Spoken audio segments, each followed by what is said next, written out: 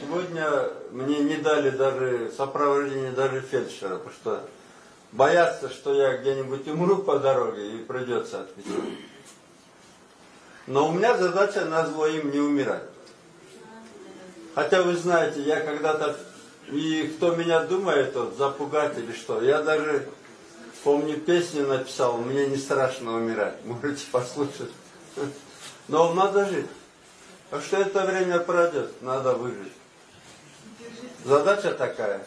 А назло им это кому имеется в виду?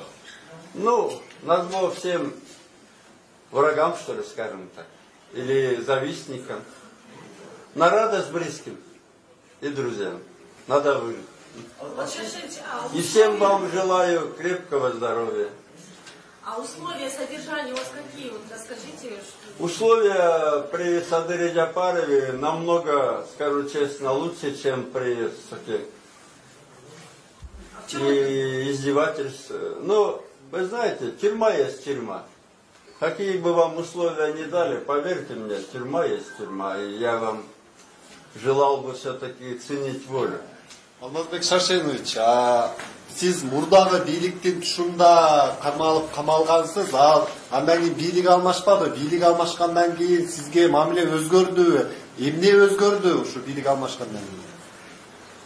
Эми менимче мындай да, кээ ойлосуң бирөөнүн алдында милдеттенмесин аткарып атабы Садыр Жапаровтарчы. Эмнеге мындай мен өзүм таң калып атам да. Же могу ушу жумада моундай күчөтүп атканы 7 апрелдин алдындагы кээ бир адамдар айткандай Қазір деле сүйлөштүк, Морбут, Атамбаев, Түрегечте, Максим, Жаныш, Бакиевтерди, Максимдерди алып келиш кыйыныраак болобу. Мен билбейм. Аны Садыр Жапаровтан сурагыла. Мамиле сизге болгон мамиле өзгөргөн жокпу деген суроо. Эми мындай да, мени Сооронбайдын деле Сокенин кезинде деле мындай жыңайлап күчкө салып алып барчу эмес сотторго. Еще оруп атканымды билипчи, мындай болбой эле болчу эмес. Андан изощренный эле бар болчу нерселер. Эмне болуп кетти билбейм эми. Кудай акыл берсин деп атам, бийликкечи. Кудай акыл берсин, эмне дейбиз?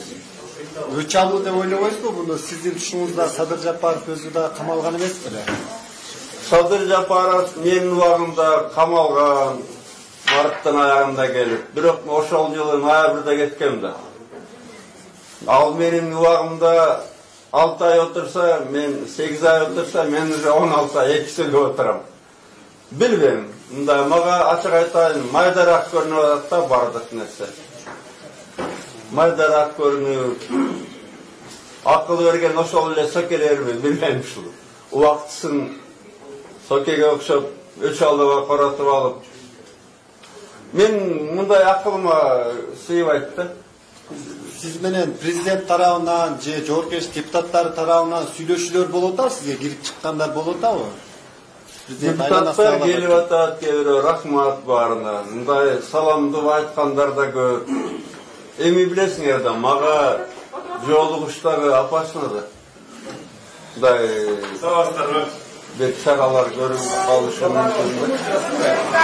Судья келип.